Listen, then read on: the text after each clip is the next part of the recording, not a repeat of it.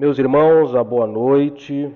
Boa noite a todos os nossos alunos que nos acompanham nesta oportunidade em mais uma aula da STEC-REF, a Escola de Teologia Cristã Reformadores, não é?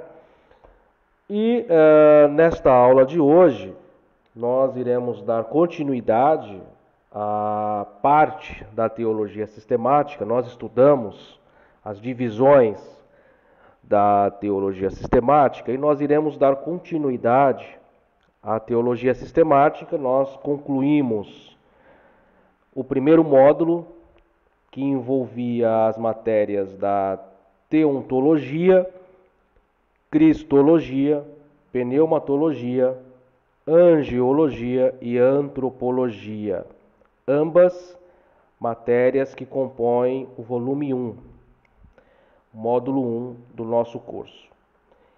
E nós iremos então, continuando na teologia sistemática, apresentar as matérias do volume 2, do módulo 2 do nosso curso. E nós iremos estudar nesta oportunidade a matéria que trata da doutrina do pecado, que no meio acadêmico ela é mais conhecida também como a martiologia. Então, os irmãos que têm o material, que têm o nosso kit de teologia da nossa escola, o volume 2, o livro de número 2, a matéria de número 1, nós iremos iniciar o estudo da doutrina do pecado. Quem não tem o nosso kit, o nosso material ainda, é importante adquirir, e você pode adquirir diretamente conosco neste momento, ou também ao entrar em contato com os nossos representantes, que também atuam como professores em nossos núcleos que nós temos espalhados aqui pelo Brasil. Muito bem. A martiologia, conhecida por nós como doutrina do pecado, ela, na sua etimologia, vem do grego, tem sua origem do grego, de uma transliteração, podemos assim dizer, de duas palavras. Amartia, que indica erro ou pecado, e logos, que é o estudo ou ciência, podemos assim também sugerir.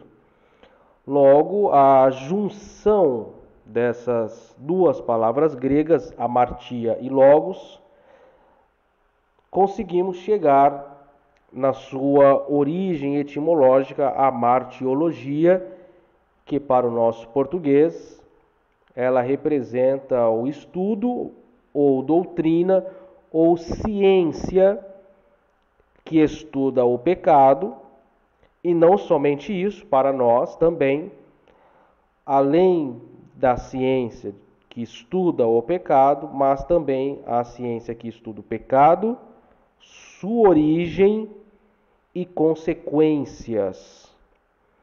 Então, a martiologia é a doutrina que se ocupa em definir pontos fundamentais relacionado ao pecado, sua origem e consequência. E o estudo do pecado e a sua origem inevitavelmente incorre na questão da natureza do mal, assim como da relação deste, ou no caso da natureza do mal, com o homem, conquanto usualmente concebido como ramo da teologia cristã, ela não é necessariamente a esta vinculado, pois o conceito em sua abrangência, complexidade e diversidade de entendimentos culturais enseja também necessariamente várias outras concepções em seu estudo. E, em função desta dinâmica, é legítimo investigar a gênese desse conceito e dos seus valores também sob outras óticas, como, por exemplo, a filosófica e a científica. E neste domínio, evidentemente, a psicológica. E todas elas necessariamente entrelaçadas pela ideia comum do pecado, como quer que isso signifique ou importe em particular para cada uma pessoa, ou, evidentemente, também no seu núcleo vivencial. Então, a martiologia, em linhas gerais, é a doutrina que se aplica ao estudo do pecado, sua origem, suas consequências.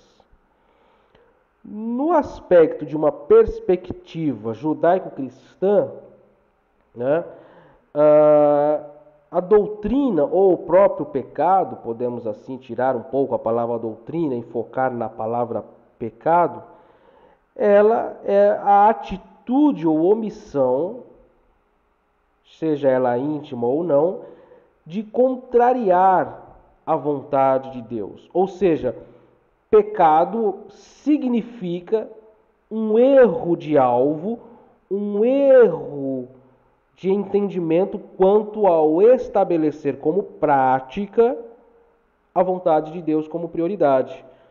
Então, a partir do momento que eu contrario a vontade de Deus, eu estou praticando pecado. Um pecado factual, cometido consciente ou inconscientemente.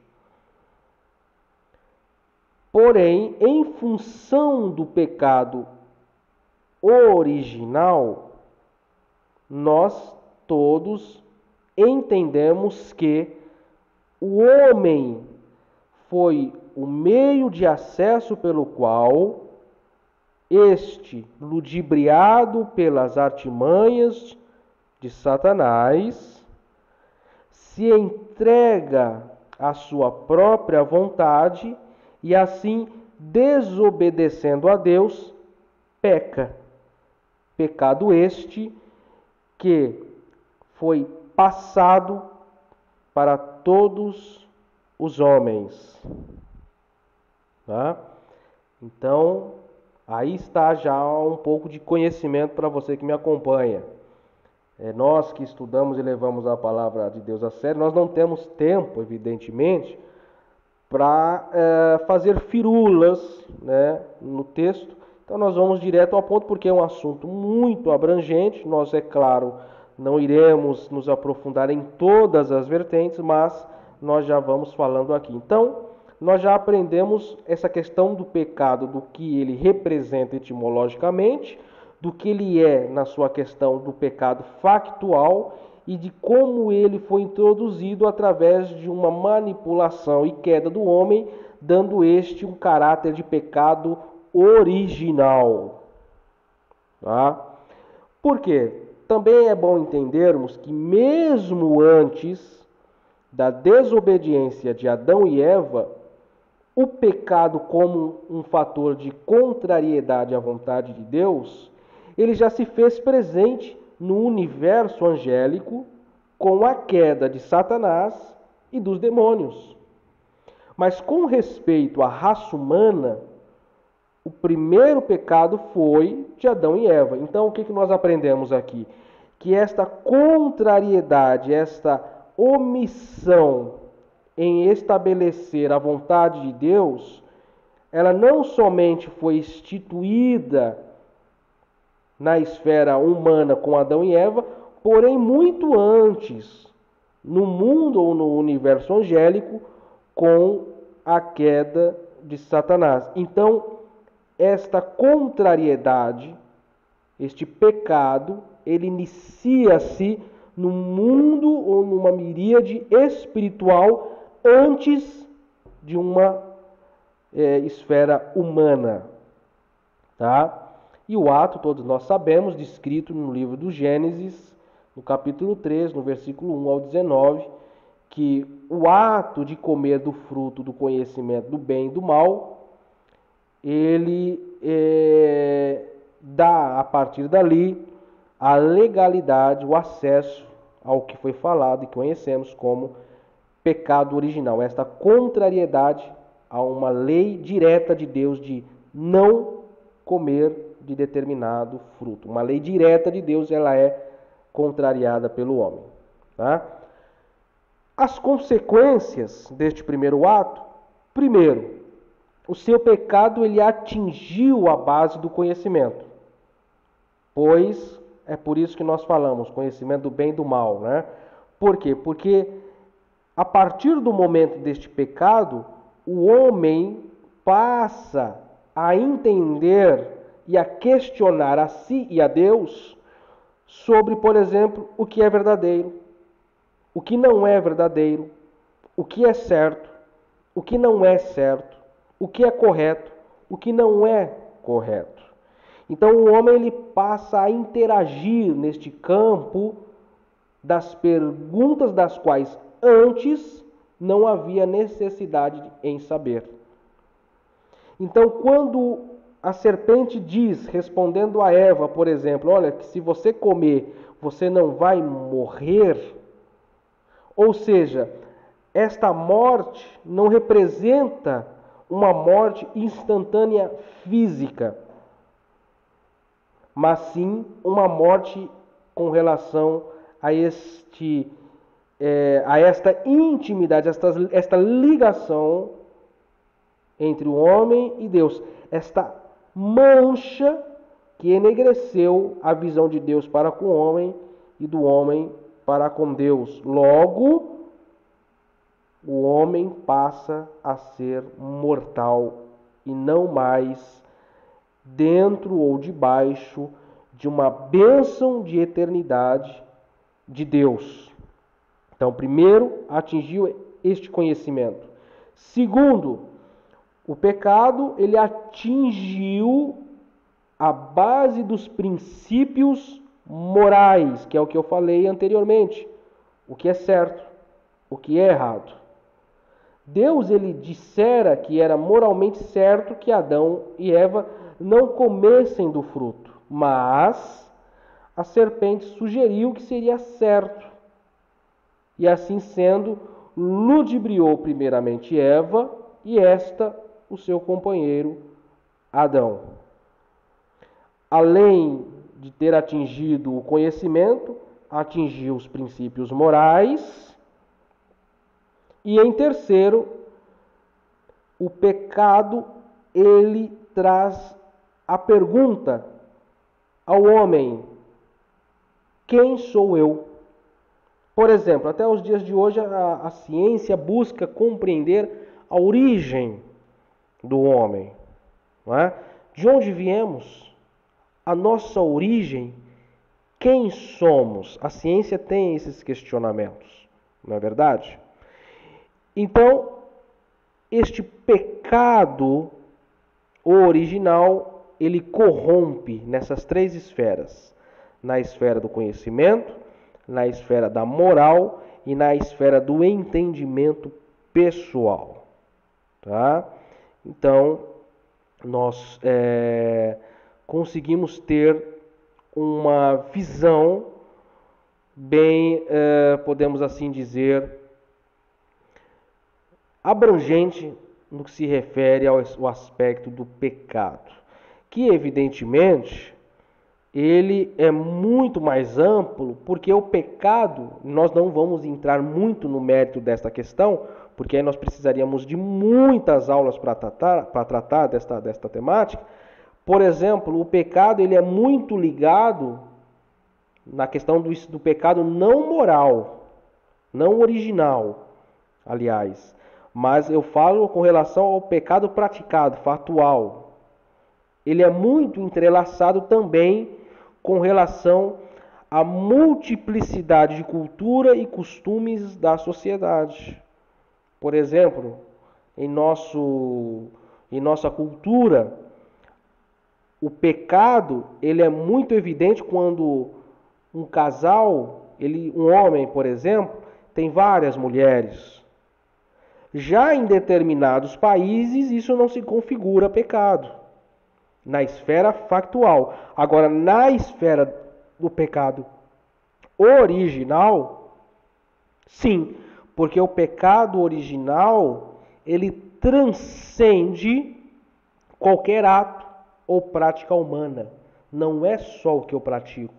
Eu não sou pecador porque eu pratico pecado. Eu sou pecador porque eu fui concebido em pecado. Logo, nós só alcançamos, e nós não vamos falar desta matéria nesse momento, mas nós só alcançamos de fato a plena salvação da nossa alma, não por perdão, irmãos, não por práticas nossas. É por isso que não é por obras, mas é por fé. Do mesmo modo que nós não pecamos só por prática, nós também não seremos salvos por obras. Nós pecamos porque somos concebidos em pecados, mas somos justificados pela fé.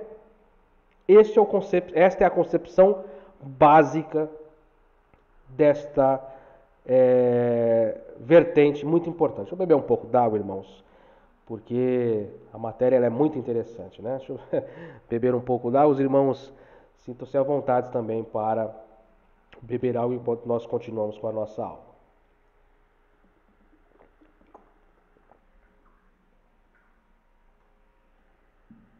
Pois bem, e quando nós falamos de pecado diretamente no conceito da Bíblia cristã, por definição, o que é o pecado? O pecado é iniquidade, né?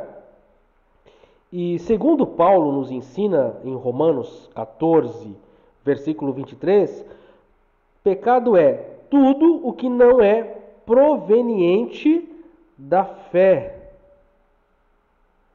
Tudo que não é proveniente da fé.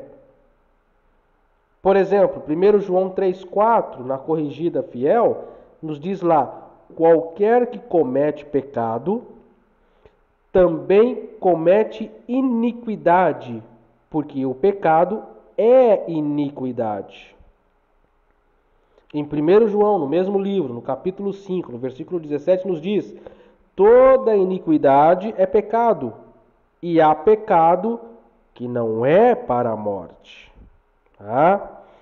Então, nós temos que entender esses aspectos relacionados a essa questão do pecado. Seguindo em nossa matéria, em nossa aula, então nós chegamos a um ponto importante, tá? Para que a gente possa entender um pouco mais sobre por que o pecado, no caso eu falei aqui do pecado original, por que o pecado original atinge a todos os homens. Algumas pessoas se perguntam por que são culpadas do pecado original se quem pecou foi Adão, né? O mesmo capítulo 5, se os irmãos observarem, no capítulo 5 de Romanos, também nos responde essa pergunta, esclarecendo que Adão era o cabeça da raça humana, isto é, ele representava toda a humanidade. Por exemplo, vou dar um exemplo atual para a gente. Se você tem um problema na sua mão, vai interferir sua mão, vai interferir uma série de fatores externos, de acesso, de mover as coisas e tudo mais. Um probleminha na sua mão, no seu dedo. Agora, um problema no seu cérebro, na sua cabeça, ele altera e configura uma mudança total em todo o seu corpo. É por isso que o pecado de Adão foi transferido a todos os homens. Adão, o cabeça. E esta cabeça caiu, logo teve uma queda, e com esta queda ela sofreu uma mutação, levando esse problema a todos os membros, ou seja, toda a sua descendência. É por isso que o pecado original atinge a todos os homens. Tá? Diferentemente, eu poderia citar aqui, dos anjos que foram criados já com um número imutável. Né? Ou seja, os anjos foram criados com um número imutável. Agora, a humanidade, ela derivou de um único homem, no caso, Adão. Então, quando Adão pecou, ele também precipitou todos os seus descendentes ao pecado. E a partir daí, todos os homens já nascem com sua natureza depravada e inclinada ao mal, ou seja, em todas as áreas, aspectos, seja físico, espiritual, né? E no caso ao homem é impossível de ele sozinho fazer o bem em relação a Deus, ou mesmo prover algo que justifique a si próprio diante do Senhor. É por isso que somos, mais uma vez eu repito o texto, justificados pela fé.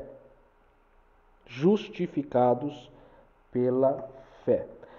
A gente estudando aqui um pouco a nossa apostila, é claro que alguns irmãos não possuem, né, a apostila, nossa apostila, mas tem uma coisa aqui muito interessante, né? A apostila ela fala muito mais desses assuntos, viu, irmãos? Então é importante os irmãos adquirirem o material, tá? É importante. Por exemplo, pecado imperdoável, a morte espiritual, a punição do pecado, esses assuntos nós observamos todos eles em nossa apostila. Tá? Como nós não iremos tratar da doutrina da salvação, e nós vamos nos restringir apenas sobre essa explicação da martiologia, né? E seguindo esta questão do conceito do pecado original, muitas pessoas tiveram, inclusive, dificuldade em entender o conceito ao longo da história da igreja, que também nós não iremos tratar, mas de certa forma nós vamos puxar, né, pinçar algumas doutrinas, né, no âmbito da história da igreja, relacionando-a com a questão do pecado original. Por exemplo, o mais conhecido é o pelagianismo, que nega que haja qualquer relação entre a atual situação de pecado do homem com o pecado de Adão, defendendo que, no máximo, Adão foi um mau exemplo que induz seus descendentes a pecar. Além do pelagianismo que defendia esta tese, os socinianos também defendem basicamente o mesmo conceito. Do pelagianismo surgiu o semi-pelagianismo, que defende que a humanidade herdou a natureza incapaz de Adão, mas sem que esta natureza seja responsável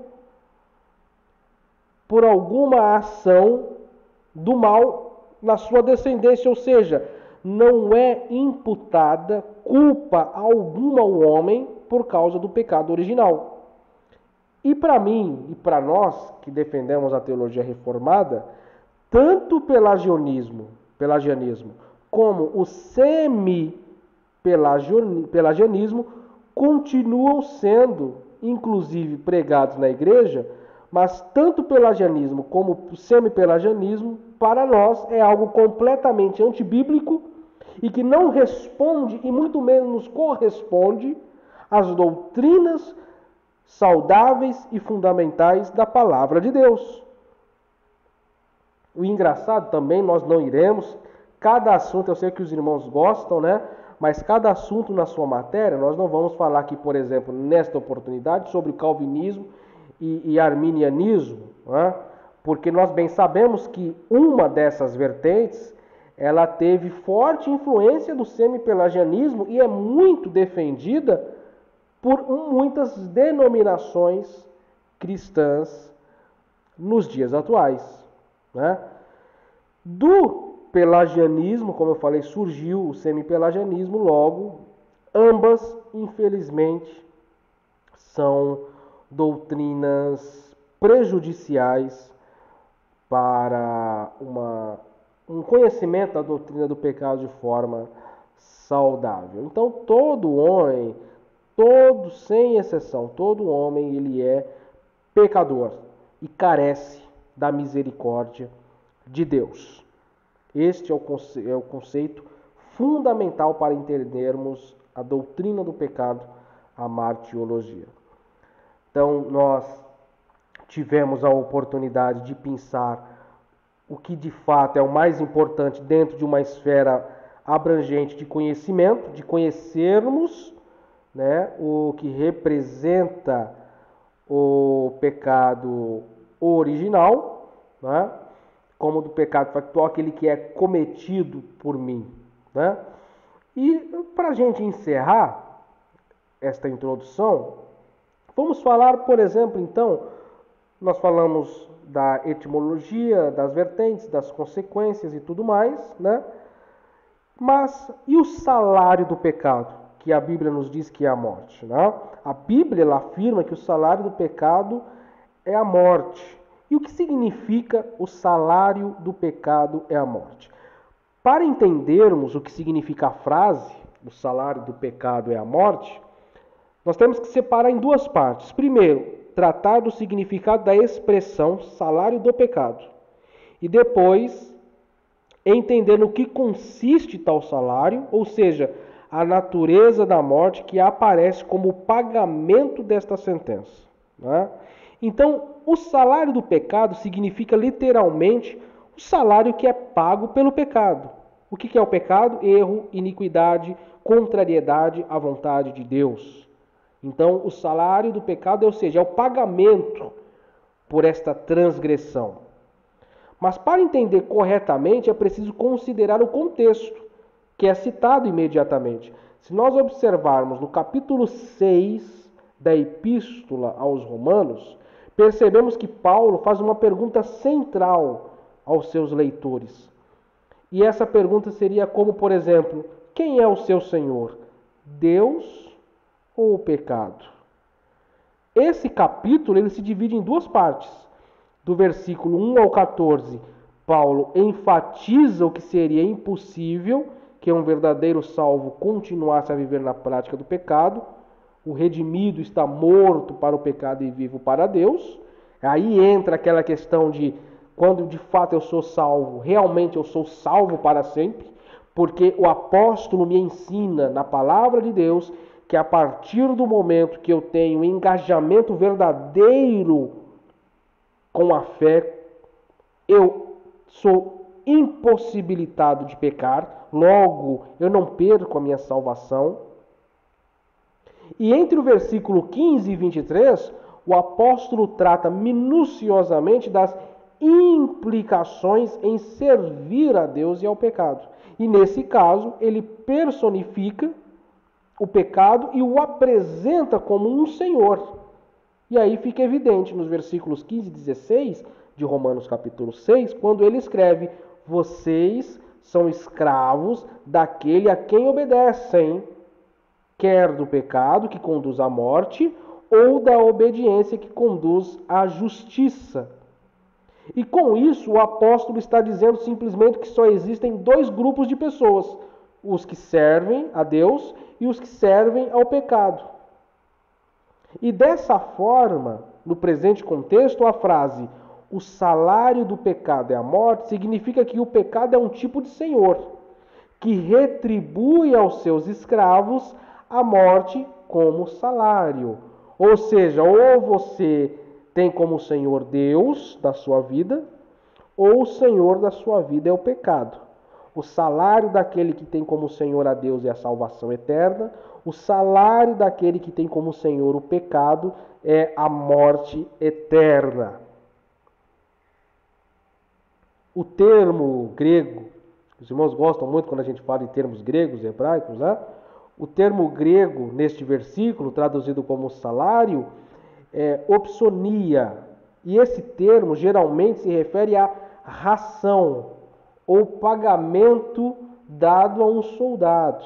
No entanto, em alguns casos específicos, esse termo pode indicar a mesada paga aos escravos, né? Então, muito já se foi debatido se o apóstolo utilizou esse sentido, inclusive em termo militar ou não. E, de certa forma, o contexto pode favorecer ambas as interpretações, seja na esfera militar ou não.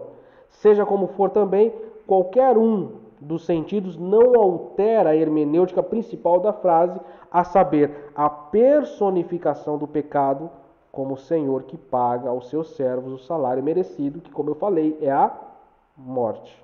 Então, o entendimento correto acerca do pecado personificado na figura de um general que governa sobre seus soldados, ou mesmo de um senhor que domina sobre seus escravos, é muito importante. E muita gente entende que quando o apóstolo escreve dizendo que o salário do pecado é a morte, significa simplesmente que quem pratica o pecado recebe retribuição merecida, a morte.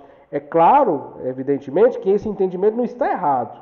Inclusive, ele faz parte do ensino de Paulo, a qual tem em vista nessa seção da carta aos Romanos. Todavia, irmãos, a forma com que o apóstolo construiu o texto expressa algo muito mais profundo. Ele transmite simplesmente uma ideia de praticar o pecado, mas de pertencer, ou seja, perdão, não somente de praticar o pecado, mas de pertencer ao pecado. Com isso, Paulo destrói qualquer tipo de conceito de liberdade, enfatizando que o homem, por natureza, é escravo do pecado. E ele diz que basicamente que o homem é alguém que não tem a menor condição de se autolibertar. De se autolibertar. É maravilhoso esse tema, né? E que tipo de morte é o salário do pecado? Que tipo de morte, né? Para entendermos isso, basta recorrermos ao alerta de Deus, voltando no início, dado a Adão, com relação à árvore do conhecimento do bem e do mal. O Senhor diz lá em Gênesis 2,17, no dia que dela comeres, certamente morrerás. E esta afirmação, como eu também já falei no nosso estudo, ela não compreende apenas a morte física no sentido primário, tanto que eles não morreram de imediato, mas principalmente a morte espiritual. E essa é a morte que faz com que todo homem, a partir de Adão, pecou e todos destituídos estão da glória de Deus, salvo a misericórdia de Deus que opera em nós. Por outro lado, a Bíblia revela que para outros, né, a morte física é uma bênção indireta. Por quê?